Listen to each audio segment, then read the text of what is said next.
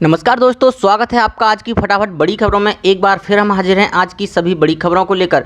इस वीडियो में हम आपको बताने वाले हैं आज की बेहद बड़ी खबरें, लिहाजा इस वीडियो को पूरा आखिर तक देखें। इसलिए दोस्तों इस वीडियो को लाइक और शेयर भी जरूर कर दें।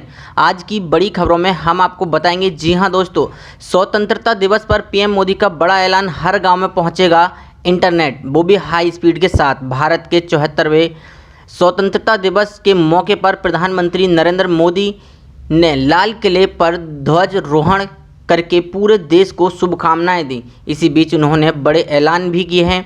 पीएम ने कहा कि स्वतंत्रता दिवस पर 6 लाख से अधिक गांव में ऑप्टिकल फाइबर नेटवर्क पहुंचाए जाएंगे, मतलब हर गांव में तेज इंटरनेट की सुविधा उपलब्ध कराई जाएगी। जी हां, प्रधानमंत्री नरेंद्र मोदी ने कहा कि आने वाले 1000 दिन में देश के 6 लाख से अधिक गांव में तेज इंटरनेट की सुविधा उपलब्ध कराई जाएगी। गांव को तेज इंटरनेट देने वाले ऑप्टिकल फाइबर नेटवर्क से जोड़ दिया जाएगा और साथ ही सरकार बहुत जल्द नई साइबर सुरक्षा नीति पर भी काम करेगी।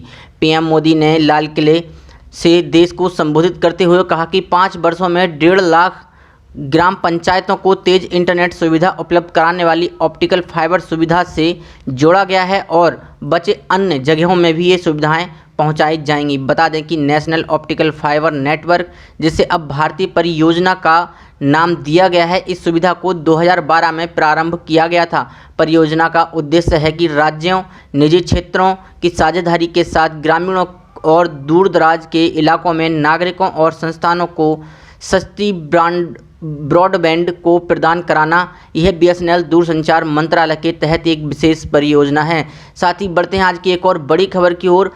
केंद्र सरकार की इस योजना के तहत बुजुर्गों को हर माह मिलेंगे 5,000 रुपये। जी हाँ, आज हम आपको बहुत ही अच्छी खबर के बारे में आपको बताने जा रहे हैं। आपको जानकारी के लिए बता दें कि केंद्र सरकार आपके घर के बुजुर्गों के लिए एक नई योजना शुरू की है, जिसका नाम अटल पेंशन योजना है। इस योजना के तहत अब बुजुर्गों को पेंशन बढ़ के मिलेगी। अगर आपके घर में भी हैं बुजुर्ग तो सरकार की अटल पेंशन योजना में निवेश कर सकते हैं। यह योजना प्राइवेट नौकरी करने वालों के लिए भी काफ़ी फ़ायदेमंद साबित हो सकती है, क्योंकि उन्हें नौकरी के बाद पेंशन नहीं मिलती है और सरकार की ये योजना हर महीने पेंशन की गारंटी देता है। बता दें कि केंद्र सरकार की इस योजना के तहत सरकार 1,000 से 5,000 रुपये महीना पेंशन के रूप में देती है। साल तक की उम्र तक का व्यक्ति अटल पेंशन योजना के लिए आवेदन कर सकता है। अटल पेंशन योजना के अंतर्गत खाते में प्रत्येक माह एक तय योगदान करने पर रिटायरमेंट के बाद 1,000 रुपये से 5,000 रुपये मंथली तक की पेंशन मिलेगी। सरकार हर 6 महीने में सिर्फ 1,239 रुपये निवेश करने पर 60 साल की उम्र के बाद इस योजना के तहत केंद्र सरकार आजीवन 5,000 रुपये महीना या 60,000 रुपये सालाना पेंशन की गारंटी दे रही है। आप मौजूदा नियमों के अनुसार यदि 18 साल की उम्र में योजना से अधिकतम 5,000 रुपये मंथली पेंशन के लिए जुड़ते हैं तो आपको हर महीने 210 रुपये देने होंगे। अगर यही पैसा हर 3 महीने में देते हैं तो 626 रुपये और 6 महीने में देने पर 1,239 रुपये देने होंगे। महीने में 1,000 रुपये पेंशन पाने के लिए अगर 18 साल की उम्र में निवेश करते हैं तो मासिक 42 रुपये देने होंगे। आप पेमेंट के लिए 3 तरह का प्लान चुन सकते हैं: मंथली निवेश, तिमाही निवेश या छमाही निवेश। यह निवेश आपको 42 साल तक करना होगा। 42 साल में आपका कुल निवेश 1.4 लाख रुपये होगा। इसके बदले में 60 साल के बाद से आपको आजीवन प्रत्येक माह 5,000 रुपये महीना पेंशन मिलती रहेगी। योजना राष्ट्रीय पेंशन योजना के माध्यम से पेंशन फंड नियामक और विकास प्राधिकरण संचालित कर रहा है। इनकम टैक्स के सेक्शन 80 CCD के अंतर्गत इसमें टैक्स छूट का फ़ायदा मिलता है। एक सदस्य के नाम से सिर्फ एक ही अकाउंट खुलेगा। बता दें कि कई बैंकों में अकाउंट खोलने की सुविधा मौजूद है। साल के पहले या बाद में सदस्य की मौत हो जाती है तो पेंशन की राशि वाइफ को मिलेगी। यदि सदस्य और वाइफ दोनों की मौत हो जाती है तो केंद्र सरकार नॉमिनी को पेंशन देगी। साथ ही बढ़ते हैं आज की एक और बड़ी खबर की ओर। स्कूल पर आई बड़ी खबर। इस राज्य में माफ़ होगी 25% फीस, जारी हुआ सर्कुलर। पूरे देश में फैले कोरोना वायरस महामारी के चलते पिछले कई महीनों से स्कूल कॉलेज बंद हैं। बच्चों को ऑनलाइन शिक्षा दी जा रही है ताकि उनके पढ़ाई का भी नुकसान ना हो और उनके स्वास्थ्य की भी सुरक्षा भी सुनिश्चित किया जा सके। साथ ही कोविड-19 महामारी की वजह से तमाम बच्चों या छात्रों के पेरेंट्स की आर्थिक स्थिति पर भी नकारात्मक रूप से प्रभाव पड़ा है। ऐसे में सरकारें इस बात पर विचार कर रही हैं कि उनके स्कूल की फीस को ना बढ़ाई जाए। इसी कड़ी में असम सरकार ने एक सर्कुलर जारी करके प्राइवेट स्कूलों को इस साल के लिए 25% माफ़ करने का निर्देश दिया है। सर्कुलर के मुताबिक स्कूल फीस सभी छात्रों के लिए प्री प्राइमरी लेवल से लेकर 12वीं तक के छात्रों के लिए माफ़ कर दी जाएगी। सरकार ने 14 अगस्त को सर्कुलर जारी कर दिया है और शिक्षा मंत्री हेमंत बिस्व वर्मा ने इस पर ट्विटर पर भी अपलोड कर दिया है। ये फीस माफ़ी मई से लेकर स्कूलों को खोले जाने तक लागू रहेगा।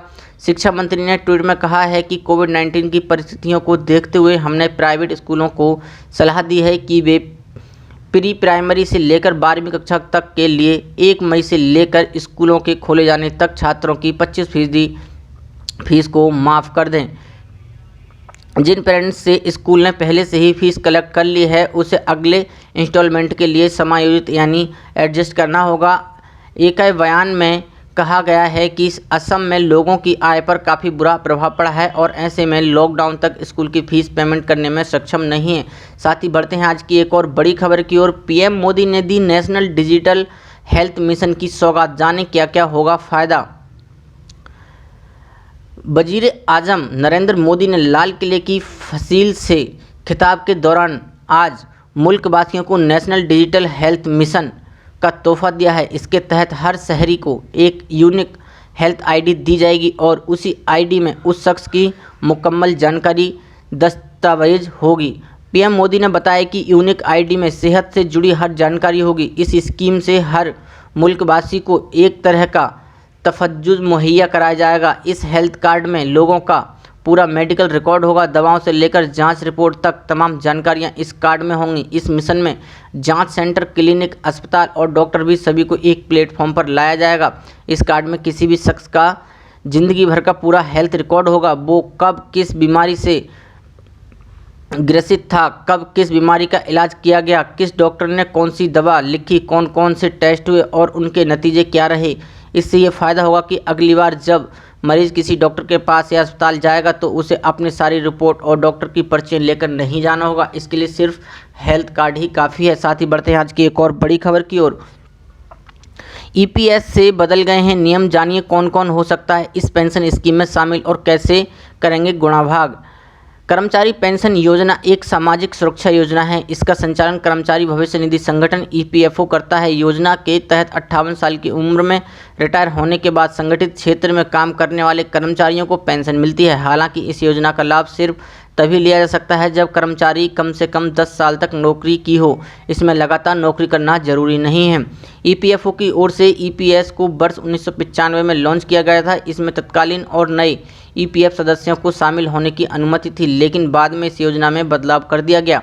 नए नियम के अनुसार यदि कोई कर्मचारी 1 सितंबर 2014 के बाद कर्मचारी भविष्य निधि योजना में शामिल हुआ है और उसकी सैलरी 15,000 से अधिक है तो वह ईपीएस खाता नहीं खोल सकता। सरकार की तरफ से 22 अगस्त 2014 को जारी की गई अधिसूचना के माध्यम से ईपीएफ और ईपीएस योजनाओं से संबंधित नियमों में संशोधन का ऐलान किया गया था। 1 सितंबर 2014 से प्रभावी नियमों के मुताबिक योजना में 2 बदलाव किए गए हैं। भविष्य निधि योजना में शामिल होने के लिए मासिक वेतन सीमा को 6,500 रुपये प्रति महीने से बढ़ाकर 15,000 रुपये प्रति महीने कर दिया गया है। दूसरा, उन लोगों को पेंशन योजना में शामिल होने से रोक दिया गया है जिनकी मासिक वेतन योजना में शामिल होने के समय 15,000 रुपये से अधिक थी। ईपीएस योजना के उद्देश्य से सैलरी में मूल वेतन और महंगाई भत्ता को जोड़ा जाता है। इसलिए संशोधित नियमों के अनुसार यदि किसी व्यक्ति का मूल वेतन और डीए मिलाकर 15,000 रुपये प्रति महीने से अधिक है तो वह ईपीएस योजना में शामिल होने के लिए पात्र नहीं होगा। साथ ही बढ़ते हैं आज की एक और बड़ी खबर की ओर। केंद्रीय कर्मचारियों के लिए जरूरी खबर, इतने प्रतिशत बढ़ सकता है डीए महंगाई भत्ता। केंद्रीय कर्मचारी और केंद्रीय पेंशनर्स के लिए एक जरूरी सूचना है। महंगाई भत्ते को लेकर एक अच्छी खबर सामने आई है। इसका भुगतान नहीं हो रहा है, लेकिन जनवरी 2020 से लेकर जून 2020 के लिए महंगाई के आंकड़े जारी हो चुके हैं। केंद्रीय श्रम मंत्रालय द्वारा जारी आंकड़ों के अनुसार अखिल भारतीय ग्राहक मूल्य सूचकांक AICPI में वर्ष 2020 के माह जनवरी से लेकर जून के 22 पॉइंट का इजाफा हुआ। इसका अर्थ यह है कि जब भी डीए महंगाई भत्ता बढ़ेगा तब उसकी बढ़ोतरी 3% हो सकती है। हालांकि कर्मचारियों को इस बढ़ोतरी का लाभ भी जुलाई 2021 के बाद ही मिल सकेगा। कोरोना वायरस से उपजे संकट के चलते इसी साल केंद्र सरकार ने महंगाई भत्ते डीए को फ्रीज करके रखा है। वर्तमान में कर्मचारियों को 17% की दर से महंगाई भत्ता दिया जा रहा है। जी बिजनेस डिजिटल की रिपोर्ट के अनुसार सरकारी कर्मचारियों को जो महंगाई भत्ता दिया जाता है वह AICPI के पॉइंट्स के आधार पर ही तय किया जाता है। इसी साल जनवरी में AICPI इंडेक्स 330 पॉइंट पर था, जो कि जून में 2 पॉइंट बढ़कर अब 332 हो गया है। यानी इसके अनुसार ये संभावना है कि डीए महंगाई भत्ते में 3% का इजाफा हो सकता है। केंद्र सरकार ने सरकारी कर्मचारियों को दिए जाने वाले डीए महंगाई भत्ते पर 1 जनवरी 2020 से लेकर आगामी 1 जुलाई 2021 यानी पूरे 1.5 साल की अवधि तक के लिए रोक लगाई है। इसके अलावा पेंशनर्स को भुगतान की जाने वाली महंगाई राहत राशि यानी डीआर की राशि भी आगामी 1 जुलाई 2021 के लिए फ्रीज है। सरकार ने इस अवधि के लिए किसी भी प्रकार के एरियर के भुगतान से भी इनकार कर दिया है। यानी जो भी फैसला होगा वह जुलाई 2021 में ही होगा। उस समय डीए और डीआर को लेकर लिए जाने वाले निर्णय को बारी बारी से ही लागू किया जाएगा। इस निर्णय से सरकार को वित्तीय वर्ष 2021-22 में करीब 37,000 करोड़ रुपए की बचत होगी। सिटीजन्स ब्रदरहुड के अध्यक्ष हरिशंकर तिवारी के अनुसार वर्ष 1975 में आपातकालीन के समय महंगाई भत्ता फ्रीज कर दिया गया था, लेकिन कुछ समय बाद उसे रिवाइज कर दिया गया और उसके अनुसार उसे जारी करके लागू किया गया। ऐसी बड़ी खबरों को देखने के लिए हमारे चैनल को सब्सक्राइब करें और वीडियो को लाइक शेयर जरूर करें।